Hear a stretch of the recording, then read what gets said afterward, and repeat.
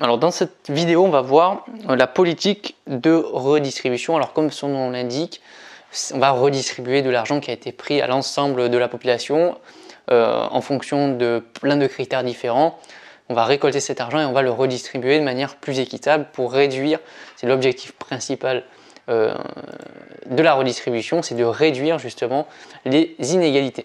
Alors vous avez deux types de redistribution. Vous avez deux conceptions, deux façons de voir qui sont complètement différentes. La première conception, donc bismarckienne, c'est un peu le principe de l'assurance, c'est-à-dire qu'on va devoir, pour bénéficier justement d'une assurance, il va falloir cotiser à cette assurance. Donc pour bénéficier de cette politique de redistribution, il va falloir participer justement à ça. Donc on va prendre l'exemple de l'assurance chômage. Quand vous travaillez, dans vos cotisations sociales, si vous regardez votre bulletin de salaire, vous avez à un moment donné une participation pour l'assurance chômage, une participation pour le système de santé, une participation pour votre retraite, et tout ça en fait c'est sous forme de cotisation. Donc tout au long de votre vie vous allez cotiser pour justement en bénéficier quand vous en aurez besoin. Donc les bénéficiaires sont ceux qui cotisent. Donc forcément quand vous ne travaillez pas, vous n'aurez pas forcément le droit au chômage parce que vous n'avez pas pu cotiser auparavant. La deuxième conception, c'est la conception beveridgienne, un peu plus difficile à prononcer. C'est le principe de solidarité. Donc c'est le service de santé par exemple, où tout le monde peut en bénéficier.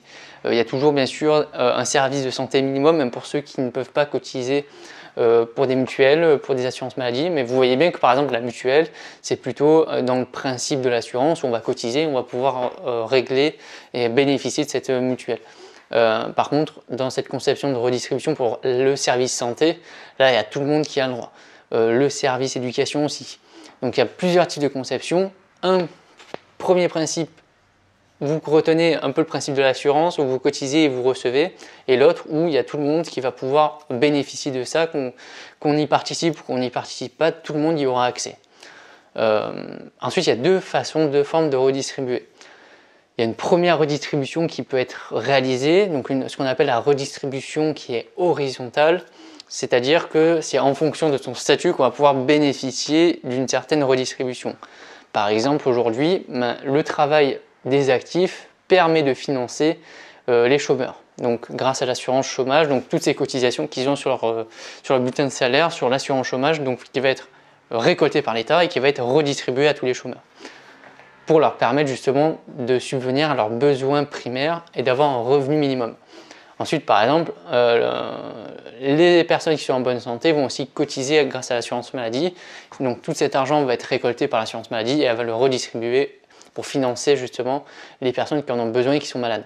Les actifs aussi, encore une fois, donc, qui vont participer, toujours par le biais de leur cotisation sociale, à financer les retraités actuels.